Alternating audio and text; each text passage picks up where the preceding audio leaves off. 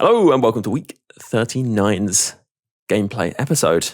I am joined by a couple of guests who definitely aren't stand-ins. They are valued parts of the FUT Weekly podcast, but we do not have Josh this week because he is on his honeymoon. Those who listen to the supported content episode will already be aware. But yeah, we have with us, first of all, FC Pro and many other things commentator, Richard Buckley. Hello. Thank you very much, Ben. Yeah, great to be back talking all things gameplay. Yeah, and you've seen a lot of it, I assume. We had Ivan on last week, who'd also seen a lot of it because he'd been at the events. And yeah, we'll get onto that in a bit. But for now, we will introduce our next guest, who is game critic and consultant, Brammers. Hello. Hello, yeah. More comic relief than gameplay expert, but very happy to be here nonetheless. That's important, especially this time of year, I think. I certainly bring my opponents the laughs anyway. Okay. Yeah. Actually, why don't we just start with more kind of, we're going to get into talking about the toxicity discussion that we have asked for some listener comments on and things like that in a bit. But I think we'll just start with kind of more typical gameplay chat to get things going. And Richard, you've seen a lot of gameplay, pro level gameplay. Was there anything particularly that's kind of standing out to you as sort of meta shifts towards the end of the cycle? Pros are using these really powerful players. Was there anything kind of coming into play you were noticing? Not particularly over sort of the most recent patch, obviously the heading sort of buff. I've not seen anything competitive wise on that yet to show that might be a big change or not. Still a lot of Travellas, a lot of first time over the top through balls.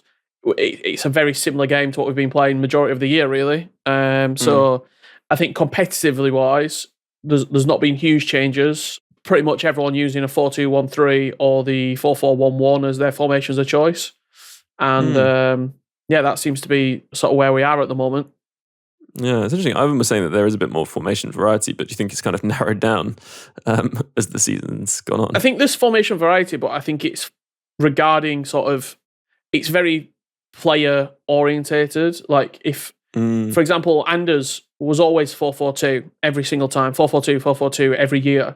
And even he now, he's playing a 4-2-1-3, probably to his own detriment, because in my opinion, his main attribute is his pressing, and he can't press as well as he can in a 4-4-2. But if he wasn't using the 4-2-1-3, I think it's that sort of strong of a formation where you sort of just have to match it a lot of the time. Yeah, I think Ivan was saying it's not quite 4-3-2-1 level of, strength, but it's up there. Really, really strong. Yeah. That makes sense. And would you say, having played this weekend, that there's anything that you've picked up on that's been quite good for you or that you've been enjoying? I mean, anything you wanted to mention? I've been hitting, even still, like, I think when the low-driven shot first came in, I talked about it being like really strong. And I think now sort of we're getting items that have not only got low-driven plus as a playstyle, but also like really high shooting. I was using 𝘵𝘃𝗀𝘃, and his low-driven across the goalkeeper is a real like thing to behold. Like it's really, really good. So just setting up angles a lot of the time for shots inside the box and low-drivens. Yeah. I would say, like, I think a little bit of goalkeeper movement is getting more and more important. I mean, it's always been good, but if you can predict where they're going to take their low driven, which side, and you have a keeper with at least the base version of saves with feet, or what's it called? Footwork, that's it. Yeah. Or footwork plus is even better. That 𝘍𝘬𝘬, can be really good for that reason. That does make a big difference, I think, to stopping them. But they're still, very, very strong. And sometimes you can still kind of move the keeper. It looks like they're going to save it, and they just sort of like seem to, dive over it or whatever. So, I definitely think low driven. Well, we talked about it plenty, but it is just something that is so good. But I've got to say, like, players who don't have low drivens are still good if you're using precision, and I still score a lot of them without the play style. But generally against keepers without footwork, I think. Brammers, what about you? How's the gameplay side been going? Anything that you've kind of been wondering about or just have found good? Well, so down at the bottom of the garden in my elo, the main thing I see is the Thierry Henry speed boost. It's just ubiquitous, and what's the other thing I was complaining about in the Discord the other day? I mean, it doesn't narrow it down, does it? But there was definitely yes, the overhead kicks from the corners. To be fair, I'm abusing that myself because I can do it. So if you can't beat them, join them. It's definitely the mantra. So I see those things a lot, and low driven is ridiculous. I don't use precision shooting because you made me learn timed finishing, and I can only learn one thing. So I definitely always look for the low driven plus, and I it's kind of a prerequisite. If I can get a player that has that and finesse, then all the better. And I don't know why I love it so much, but Travellas from oblique angles out on the wing are such fun when they go in. Because you just I've been using Hansen this weekend because finally Hansen's card was within reach thanks to the plunging sort of TOTS transfer market values. And you just run down the wing, go beyond the edge of the 18-yard box, ball roll, green timed, Travella. There's no way that anyone would ever score this goal in real life, and it just swoops over the goalkeeper and goes in. I love it every time. It's filthy. So yeah, enjoying that sort of thing, and I definitely feel like I don't know whether it's a sort of placebo effect thing, but I feel like passing on players that don't have all the passing play styles seems a bit easier, perhaps since the patch. But I still very much favour all the sort of the play styles you would look for there, and abuse them and use them a lot. And I know you did a podcast about this a little while ago, but I'm loving the technical plus. I remember when that 𝗵𝗀𝗀𝘀 card came out. I think it was around Team of the Year, and we were all waxing lyrical about using technical plus on her. And I definitely use it a lot more now. Like I have an 𝘵𝗵𝗽𝗀𝘬𝘦 business 𝘵𝗫𝗀𝗡 in the Ballon d'Or business suit, and have technical plus on her, and it's just so much fun, like weaving around in midfield. So those are the kinds of the things that are going on for me, but mostly it's the same sort of one end of the field to the other shambles. No one can defend. I've had matches be like 9-8. Yeah, and I mean, I've had that as well. Yeah, exactly. And like, I don't hate it, but there's a lot of things that it's the same sort of thing we get to every year. It's like, can we please not do something about the tackle backs and whatnot and the rebounds? But I think just because of the fact I've played the game so much this year, as is always the case by now, I'm a little bit tired of it all. But I'm still having a bit of fun, and some of these high end cards are a lot of fun to use, even though they're very silly. Well, yeah, I think Brammers are not making yourself very popular with the football purists after the whole on the Support to Content pod saying that you like shapeshifters. I'm imagining you annoying many listeners by kind of using Manyang to Travella shots in from outside the box. Coming soon to a Div 3 near you. Yeah, I apologise in advance because it was me who peer pressured him into time finishing, so partly my fault. I didn't think you'd do it without absolutely time not finishing. Definitely not.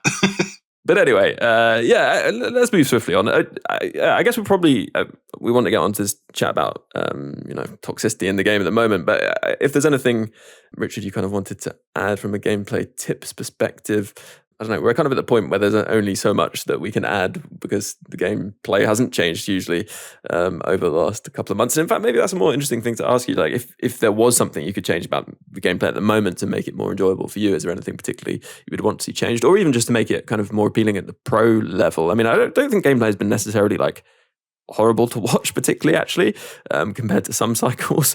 No, singling out 24, but yeah, I'm not sure really. I actually don't think the game to watch has been. I think it's particularly enjoyable. Actually, I think it is. The Travellas are a bit grinding.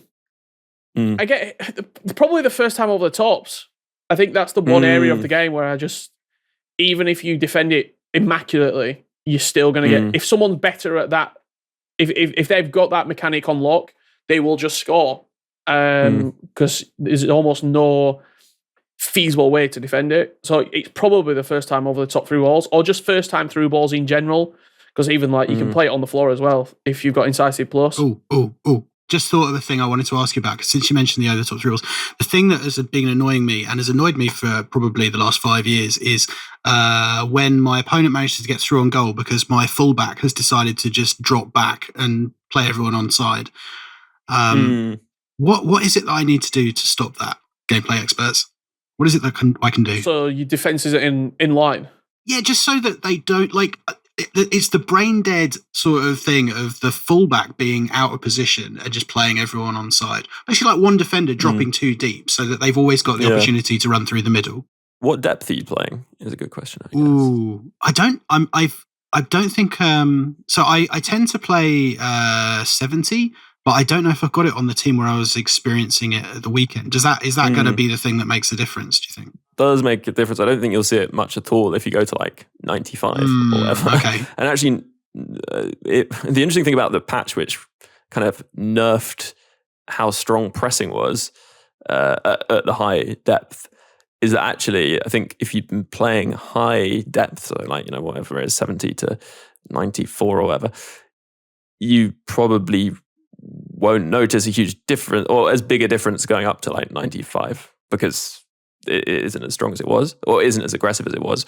So you could switch up to aggressive and you'll definitely notice less of that because your defense, because it's being more aggressive, will try to basically offside trap your opponent more and push up more. But you can also manually offside trap, obviously. Yeah. And once you get used to it, it's pretty easy to do. Just double tap I think, is it down button? They changed it. It's up now, I think. But yeah, no, I do use it. I just get caught out because my reactions and anticipation is good enough. Well, the only way to really tell as well is by glancing at the radar, to be honest. It's quite hard to see when you're actually playing. But I would say actually that's kind of a good tip for people. Like if you spend a bit of time glancing at the radar during the game, I think you can kind of start to pick up a lot more about player positioning than you can just by. I know a lot of people probably play like co-op anyway, so you can see a lot of the pitch, but it definitely helps, to glance at the radar. Actually, that's an interesting question we haven't asked for a while. Richard, what camera settings do you have? Are you on co-op? I'm co-op 20 height 0 zoom, so I can see everything. Same. What about you, Brammers? What are you playing? I'm co-op. I don't know about the other bits. I should go and have a look. Yeah. I mean, it's not. Generally, people zoom out all the way on co-op, but you can go a bit further in. The one thing that I quite like, I think I've mentioned this, is I think it's called like penalty box zoom or something. Or what was it? Far side focus. Basically, there's a setting which, if you go through the visual settings, you'll see that basically means that the camera zooms in as you get towards the end of the pitch at each end, which I think is quite helpful just because, well, you need to be more precise once you're in that area, and that can help. And it also, I think, helps for kind of if you're doing precision or need to be good at aiming your shots. I think it helps quite a lot with that as well. So that's something I'd recommend. You might want to kind of gently nudge it up over time because it can be quite disorientating initially. Honestly, like changing camera settings is probably one of the harder things to adjust to. So just look out for that, I guess, if you are playing around with it. On that, let's get into toxicity because I feel like, this could probably take up the rest of the podcast. So we'll let it do that. Why not? We'll take a break and we'll come back to chat about toxic stuff in FC right after this.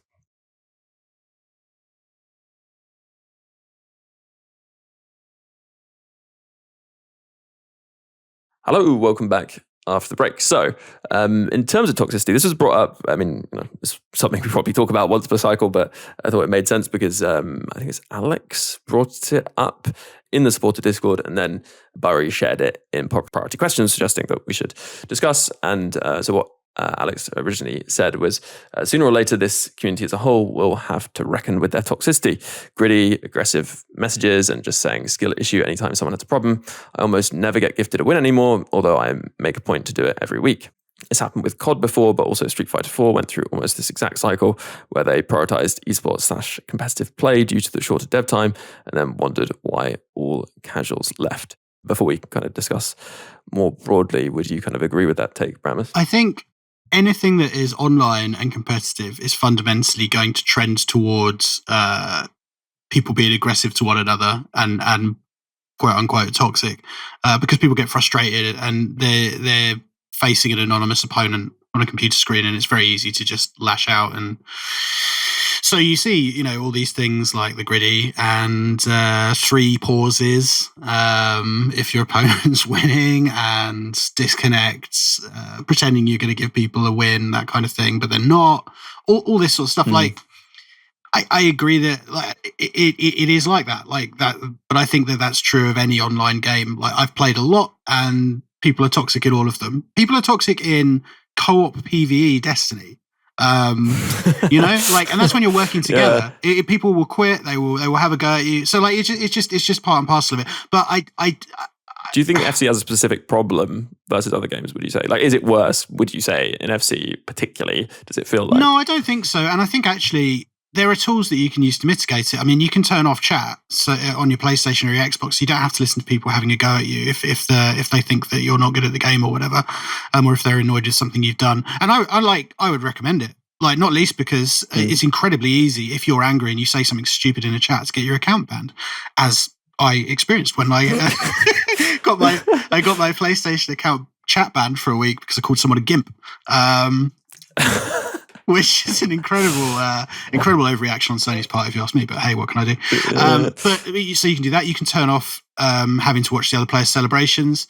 Annoyingly, you will still see it if there's a pause, because it replays stuff during the pause now. But that's it's worth taking those steps. And like, EA obviously agrees to some extent, because they took out things like the shush and the cupping your ear. And obviously there is still stuff. There's still this and that. But do I think it's worse? No. But I mean, like I said, I think it's in everything. I've played League of Legends online a lot, for example, and my God, like that's an experience, especially if you're in all chat and chatting to your opponents while you play in a ranked match. So no, I don't think it's worse, but it's bad because online competitive game toxicity is inevitable.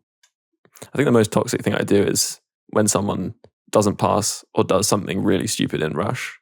I just hit them with a nice. Yeah, with just seeing the person clapping constantly. But I mean, that's to sort of send a message that what they're doing is not helping or not like the right thing to do in that situation, because there's probably another way to do that. And I think, I guess this is an interesting one for me, because I actually do have the celebration focus on my team, so I don't really see people's celebrations. I changed that almost as soon as it came out and haven't looked back. I'm just kind of like, why would I bother watching the celebration? It's not like if you're playing football, right? You're kind of looking at each other and trying to work out what to do next. It's not something that makes sense, actually, and it's not something that's kind of normal in competitive sports. So yeah, that is totally like sensible. Well, you can make a gameplay efficiency argument about it as well. It's like, does watching the opponent's celebration make you more or less likely to respond with good gameplay? It probably makes you less likely, so turn it off and then you'll give yourself a marginal gain. Yeah, it does tend to show this exact same player looking dejected every time. And I think like I start to associate that player with poor performance. And I do think I'm probably more likely to remove that player from my team than another player. But actually, Richard, coming to you, do you feel like it's... I know you don't play like a lot of other games, right? So you maybe wouldn't have that kind of barometer, but do you feel like it's something that is a big concern in the game for you? And I guess you maybe talk a bit about the competitive scene as well. So I think I've got 2 points really on it. I think the first one is it's not an 𝘂𝐶 issue, I don't think. I think it's more of just like a cultural 2025 social media. Like, this is sort of like, if you go in any sort of Twitch chat on any game or get any sort of vibe, like, people are just a little bit more like bitter, and like everyone's just a little bit more angry just in life across the board. And I think that probably comes across in gaming. The other thing I think which does relate to 𝘂𝐶, it's a very personal experience. Like, it's a 1v1 game. There's not many other games where you are the fault of you losing. And I think people will, if they lose, more than likely, like, they've got nowhere else to deflect, like, a grievance to other than their opponent. And I think it also goes the other way, where if you... The thing that I don't like, I've got no problem if I beat someone and them sending me a message being like, etc., etc. I don't necessarily agree with like people winning and then sending messages being like, yeah, you're terrible. Like that seems weird. Like that's a weird behavior. Like if I know I'm better than you, I don't need to send you a message or like pause the game 3 times to tell you I'm better than you. I just move on. But it is a very personal thing. And I think when you are playing 1v1, especially in champs where for a lot of people that is their holy grail, that's their 15 games where it means a lot. And if you lose a game or you lose a couple of games, people do get annoyed, and people, on the flip side of it, people will do whatever they can do to win a game, and that can annoy. Yeah. I have a question. Can I put you on the spot, Richard? Do you think that Anders' antics, like doing the griddy and all the stuff to the camera or whatever, are a good thing or a bad thing for this community? I think it's the best thing, because I think he's keeping the esport alive. Yeah, I could see that argument. I think personality is very important. I think he knows exactly what he's doing. He's just playing up to a crowd, and he's playing up to an opponent. And I've had the opportunity to spend a bit of time with him off camera, and he that's just him. Like he's playing the sort of character, but fundamentally, like he wants to win every single game, and he'll take every single thing he can do. He will put on celebrations. He will watch an entire celebration because he knows it eats more clock time. In the top left corner, he'll swap the corner taker 3 times to build the clock down. Like, especially for him when he's playing for so much money and so much accolades, you do whatever you can do. Yeah, that's totally fair. Yeah, it's interesting. So what a lot of people picked up on with this original comment on this is that actually maybe it's not toxicity as such, but it's this sort of ruthless efficiency, I think, as so Neil put it, where people are doing some toxic stuff maybe to encourage you to quit, or because actually they're annoyed because you haven't quit, let's say, or it's just because they are kind of angry that they can't get to their rewards as quickly because you're holding them up, I guess is another reason for that. And also because it potentially would wind up your opponent, so therefore you'd have an advantage by getting into their head. I guess that does make sense a bit more to me, because I don't feel like in terms of just general toxicity it's got any worse. I mean, in fact, it was prior to champs even being in the game, the game, you'd regularly get really toxic messages. It doesn't feel like something that's changed particularly. I mean, running to the halfway line, shushing and dabbing every goal. Yeah, like that was a regular thing every single goal. Yeah, and those things existed long before things became more competitive. But I think there is certainly maybe more incentive for people to use certain things that are maybe not particularly positive, and also abuse mechanics, I suppose, in the game, because I do think like the thing that actually does wind me up is when people just abuse the same mechanics over and over again, which isn't really their fault. It's a gameplay issue, right?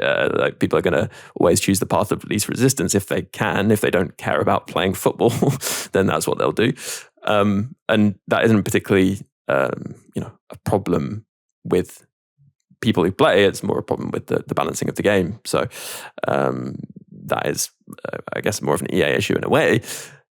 But I guess, is that something that you think is true, actually, that it is more around people wanting to kind of be really efficient and like do things to secure wins and to secure them quicker than necessary, or being annoyed about not being able to do that actually means people are toxic? It's a mixture of things, isn't it? I mean, like I can remember one example where someone really, really annoyed me very deliberately when there was some sort of friendly objective. This was a few FIFAs ago or a few FCs ago, and like I needed to score a goal within 90 minutes to progress the objective, and they were clearly miles they than me, but I fancied my chances of scoring a goal, maybe, and they were like 3-1 up. They clearly got the win, which was something that was also beneficial, but they could see that all I wanted was a goal, and they just delighted in denying me that in the most like obvious ways as well, like just really like keeping the ball going backwards the whole time. It was like a Buckley keep ball masterclass from like 20 minutes onwards, and you can feel yourself getting wound up and just wanting to keep in that game and prove them wrong. And I couldn't score, and he just sent me a bunch of messages laughing at me afterwards, and I thought, that's a terrible, terrible experience. And it is, but that's the design of the game more than like that has put us both in that situation. And you see it also with things like the recent extra picks for champs in objectives, having like a play 13 games thing. Now, I'm sure that's great for EA's engagement statistics, but you know, for people who are very good at the game and who are used to getting lots of rage quits in champs and like pounding through, it does mean that you know, they're sat there watching someone rub a band for like probably 2/3, 3/4 of the actual gameplay time of them playing champs.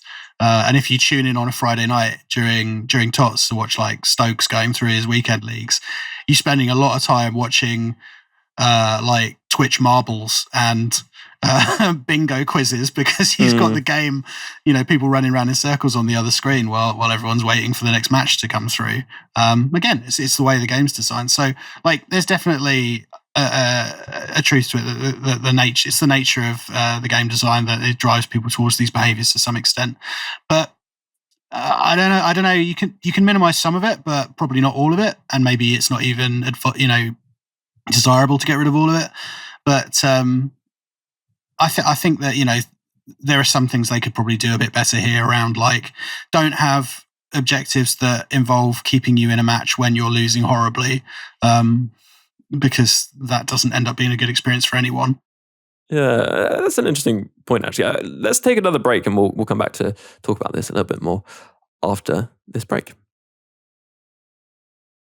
Hello, and in this break, a quick reminder that the pod is made possible by supporters. The pod didn't used to be weekly. Yes, FUT Weekly wasn't actually weekly for a time. And then someone suggested setting up the Patreon. And since then, the pod has been weekly. And in fact, it's been twice weekly, because there is that supporter episode every single week. So if you'd like to catch that episode and keep the podcast going, it's just £3 a month to do so.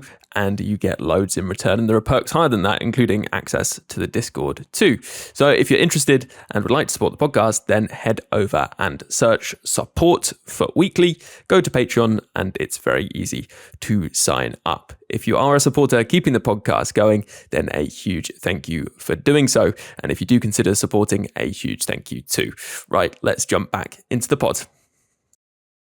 Hello, welcome back after the break. So, original commenter Alex, or actually I'm kind of assuming his name's Alex, but it's ALX. Oh, I thought you were just mispronouncing it to be toxic.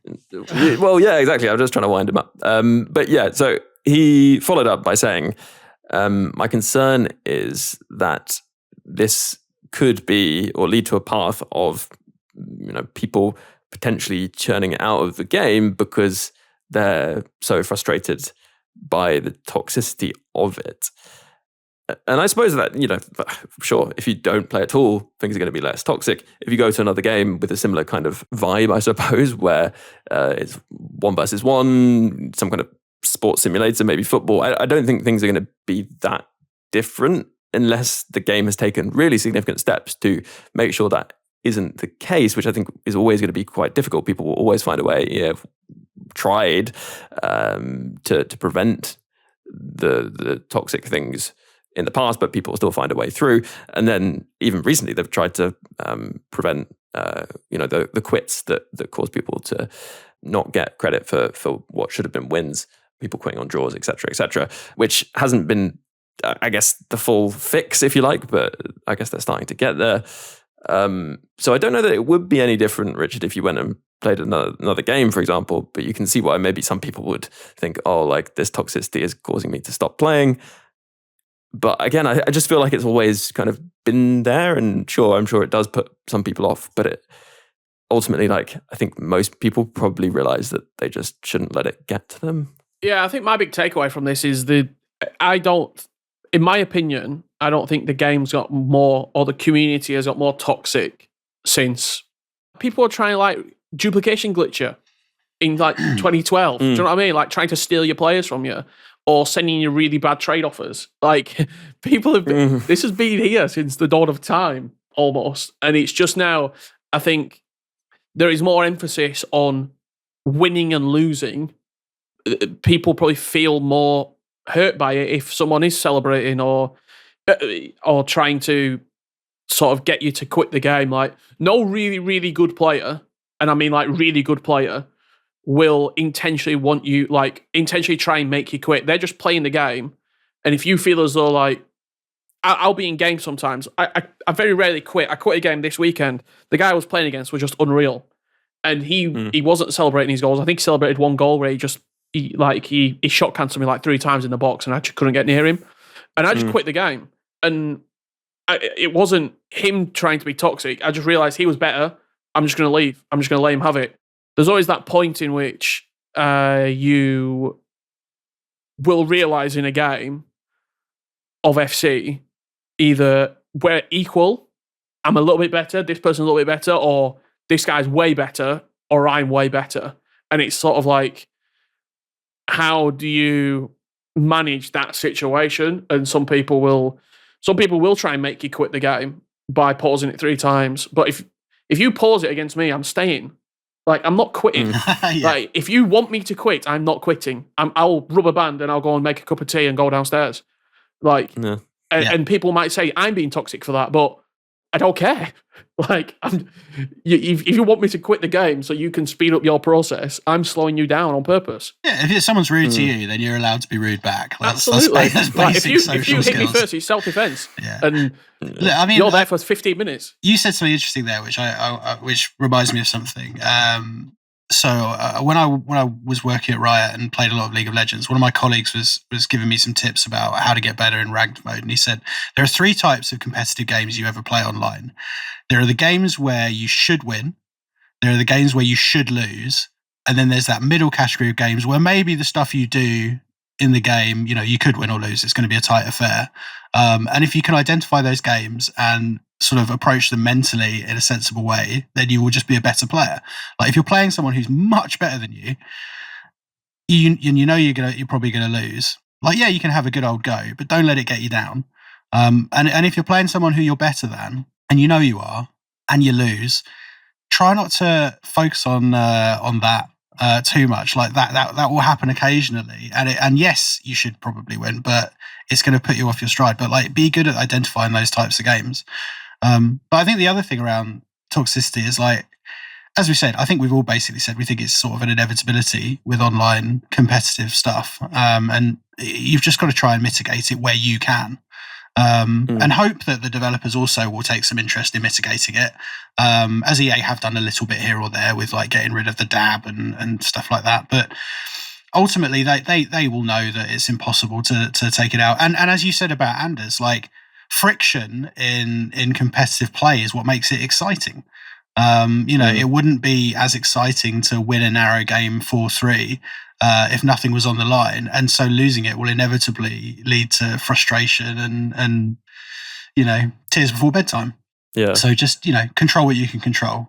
And it is that classic thing that it isn't going to help you. Like, it is what all sports people are told, right? To focus on their game, not get distracted by the noise, if you like. And so really, toxicity is just, I mean, it's kind of a part of life to some extent, right? People being obnoxious or difficult, and when it's anonymized, it's just more likely. And you just have to get, it sounds harsh to get over it, but you just have to move beyond that. You've got know that the ultimate kind of defeat you can inflict on them is actual defeat in the game. And so if you could do that, then sure, and you can focus on that, then that is going to be the tonic you need potentially. The other thing is, you can opt out of all of those situations in life, including this one. Like, if it annoys you so much that it ruins your weekend, like losing matches in champs, just don't play champs. Like, find a way to make yourself happier with not doing it, or play to some lower level of champs that still gives you stuff that you're happy with, and anything else is a bonus. Like, I went into this Ultimate Tots with this attitude where I was like, do you know what? I've looked through the rewards, and if I got 7, that'd be absolutely fine. Like, anything after that, is great. But like, I'm not gonna like lose my mind if I don't do it. And it hasn't always been the way. Like in the days of 13 wins or whatever it was that you needed to get the 2 picks, it would be a disaster. It felt like if you got less. But you can set your own kind of milestones and whatnot to avoid getting so upset about it. And you can just choose kindness and things that don't annoy you in life if you want to. There's nothing wrong with that approach. You don't have to turn into a thick-skinned person who puts up with the horrors of the internet. I very much advocate for, like, for example, if social media ruins your day every time you doom scroll, delete the apps. That kind of thing. Yeah. My final sort of point on right at the start when 𝘵𝘵𝗱𝗯𝘀 was talking about him giving away wins, but he never gets a free win. I will give away a win if I don't need the win. Say I'm on 11 wins and I've got a game left and I can't get to 13. I'll just give that away. But I'm doing, like, I don't expect anything back. Like, I expect nothing from this sort of when I go into champs. If I get a free win, I get a free win. And I think don't be necessarily like super upset. Be proud in yourself that you're doing it, but don't begrudge people for not doing it because they're not obligated to. And is the only thing I would say on that. Doing nice things is always nice as well. Like one thing I used to like doing, I haven't had a chance to do it so much this year, but on a Thursday morning in the hour before Rivals, it's just logging into Rivals and just losing game after game deliberately to give people the wins they so desperately wanted. And it's just like, I get nothing from that, but like, imagine the happiness I brought to some like kid before they go to school or whatever. You can choose to be nice. Yeah, that's a really nice point. And I mean, I think also it is one of those things where people spend too much time thinking about what other people think. Yeah, generally. Absolutely. And like, this is just true of life, right? Yeah, 100%. You spend more time just kind of focused on what you're doing, whether it's something you're enjoying, whether, like, think about your own team or experience or whatever you're doing in the game rather than what someone else is doing. Because you never quite know the kind of reasons behind what someone is doing or even what they think is going to be considered toxic. And I've told this a few times on the podcast. I can't actually quite remember who it was who experienced this. It may have even been me, but I can't recall. So, I always skip celebrations, and I know there are quite a lot of people who do. And this person, or maybe it was me, as I say, got a message that said something like, I can't believe you skipped all the celebrations. That's so toxic. Am I not worth celebrating against? Which That's hilarious. Which I think is so good. You just don't know what someone is going to think about the way you approach the game. People have messaged me saying that I'm toxic because I do a lot of skill moves, or that's not realistic. And it isn't particularly realistic. It's unless you've got a team of Ronaldinhos and Neymars, the players are not going to do as many skills as you'd see. But this is ultimately a video game. There are things that are going to just be a bit ridiculous. It frustrates me when people use the same thing over and over again, like Trivella's and things like that aren't realistic and are mechanic abuse. Brammers. But that is just a flaw in the game design, and there are always flaws in the game design. You just have to hope that it gets fixed. And the lack of a fix for Trivella's maybe suggests that there's something a bit deeper wrong, I think, with the Trivella mechanic and maybe with goalkeepers. And hopefully we do see that change, because I think it is something that's just sort of ground people's gears a little bit too much. Because that's not to take away from things being frustrating. Obviously things are, and if they can be addressed, they should be addressed, and it's important to say that as well. Is there anything else anyone wants to kind of add on? We move on. I mean, I guess actually maybe a few things. We've said them, I think, throughout, but maybe a list of things that people could do to just make it a bit easier for themselves might be helpful. I mean, the obvious one we've mentioned is going into settings and having the camera focus on your own team when your opponent's celebrating, turning off messages on whatever platform you're on. But is there anything else people want to just drop in at the end here as things that could help if that is something that gets you riled up. Brammers, anything from you? Yeah, I mean, just it's all about just controlling the things that you know will upset you. If you get tilted by losing, for example, don't just dive straight into another game, because you're gonna play worse on account of it. Or if something's affecting you in the real world and you're like, oh, but I've got to get my champs games done. No, you don't. Honestly, like, the world will not stop turning if you don't play 15 games of champs every week, especially this time of year. Honestly, you can still get like a whole bunch of good rewards and whatever off like 4 wins, and every single day there's a whole bunch of SBCs you can get that have a ton of things in them that are probably better than what you get in your champs rewards. So just give yourself a break and set yourself up for success as much as possible. Yeah. Anything, Richard, that you've found has helped you kind of get used to it? I mean, maybe it's just an experience and kind of veteran player thing, that it's just something that just becomes part of the, I guess, rich tapestry of playing FC/FIFA over the years. Yeah, I always just say to myself, the game's a game. It's never personal. Like, I'm more 99.99% never going to know who I'm actually playing. Like, I'm just playing. And as soon as that 18 minutes is up, I just move on to the next game. Yeah, it's interesting, actually. I was going to ask you, Richard, because we know that you like to hold the ball at the end of a game.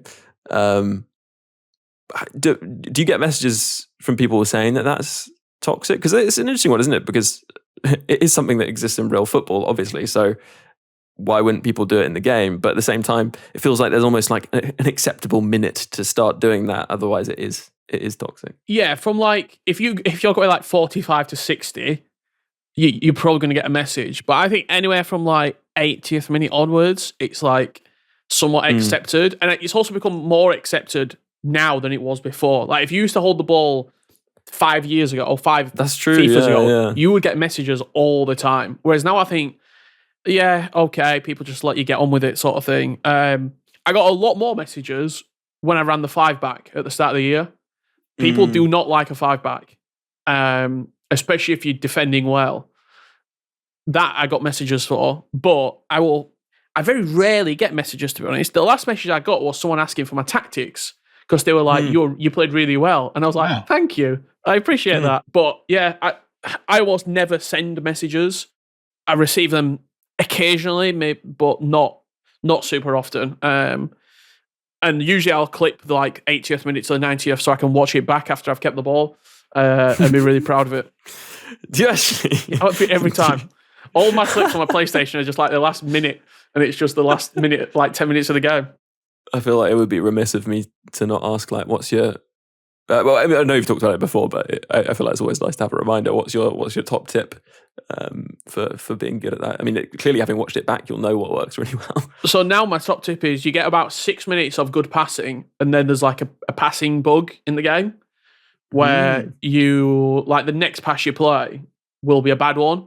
So I will intentionally lose the ball. So I'll like dribble down the byline to make sure I get a throw in so it resets. I'm so far ahead of the curve when it comes to keeping the ball. It's unbelievable. So you're saying about 6 in-game minutes. So it's not a number of passes. No, I think it's actually time. I think it's time. I go as time because it's easier to clock. Like, it's easier to read. That's interesting, because it does make sense. Like, it is actually quite tricky to hold the ball beyond a certain amount of time, and maybe that is because there's an increase in passing error. It might even be deliberate, right? Like, I think it is, but it's just never been announced. Like, it's like the pros talk about it a lot. New conspiracy theory unlocked. Yeah. Move over, DDA. Yeah, passing decay is where it's at. Yeah. That is interesting. Yeah. And yeah, definitely something to consider. And also maybe explains if people have kind of struggled to keep the ball from before the 85th minute, then that might be why. And also, obviously, you've got often defenders who aren't so good on the ball, which is, you might be passing it back to. But that's another tip, right? You don't want to necessarily pass it around too deep. Yeah. My sort of strategy is right mid, right DM, right back. I've got Cancelo right back. He's got 𝘵ici𝗱𝗰𝘀𝘀. I can just throw it down the line. The DM comes in, links up nicely. Pedri's got multiple different passing play styles to be able to keep it and give me different passes. Like, it looks like I'm just doing it on the fly, but as soon as it hits like 83, 84 minutes, I know exactly what to do if I'm winning. And I mean, it's also something that's kind of interesting about the 4-2-1-3. I've noticed if you cycle the ball between your fullback, specifically your fullback, I suppose, you will find it relatively easy-ish to keep the ball because they have to manually move their winger to put pressure on, because they just won't actually put pressure on because they're a winger. Inside forwards don't have much like defensive output, so that can actually be, you know, a useful thing against those kind of formations. So yeah, it's probably worth pointing out. Nice. Well, I think we're probably ready to wrap up this podcast. Any thoughts on the chat on toxicity? Maybe we'll get some thoughts from Josh when he's back and have a little bit more of a chat about it. Bring in some listener comments and thoughts. If you're catching this podcast on YouTube, then do drop a comment. They may get included in the podcast here and there. So yeah, definitely do that. Also, of course, like and subscribe. It helps out. And if you're catching this on the various different podcast platforms, a reminder, you can, of course, subscribe over there. And if you want an extra podcast every single week, this week it'd be the content podcast, then you can join the Patreon. It's just £3 a month. And yeah, double the podcast content, plenty more perks too. You can do that over on Patreon. Just search Support FUT Weekly. And then we can say goodbyes to our guests. So yeah, thank you very much for coming on again, Richard Buckley. Always good to have you on the podcast. Anytime. Thank you very much. And if you want to see more of my antics, you can follow me on social media at @𝘅𝑒𝘚𝑏𝘀𝑙𝑒98. Also, I'll drop some ball possession in the clips. Yeah, I'll drop it in there. Yeah. You can catch those if you're in the supporter Discord for Gold or Icon supporters. Been a few clips actually related to the podcast dropped in there. And yeah, thank you very much, Brammers, for coming on. And hopefully people quickly forget about your various transgressions. Yes, thanks for having me. It's been good to contribute positively to the topic of toxicity for once. Yeah, I was going to say, I think you did make up for it in your coverage of toxicity, so that's fine. Thank you very much as well, of course, to all you supporters out there supporting the podcast and keeping it going. And a big shout out to those Icon patrons: Dave B, Darren W, Hugh J, Rob W, Brent P, Ralph, Josh R, Brian, Michael B, Adam R, Bertasaka, Make B, Michael H, Andrew P, Arian B, Rob S, Michael K, Neil P, Jake S, Tom B, Alex M, Alan G, Lee A, Chris G, Mark M, Dom P, Rob P, Roger D, Dan W, Waterman, Also Ran, and Juicy. Plus a special thanks to Luke M, Dave B, Hugh J, Tom M, Darren W, and Pato Foot for advice and production assistance. Before I leave you, just one more thing to add though. Ultimate Team is a bit like life really. It has its many ups and downs. If you're having a few more downs than ups in real life in these more difficult times, then please don't feel that you're alone or need to struggle on without taking action. If you go to thecalmzone.net, there's loads of resources, advice, support, or even just a friendly chat for anyone who needs it. If it sounds like it could help you, then head over to thecalmzone.net. And for now, have a good one, and I'll catch you on the next podcast.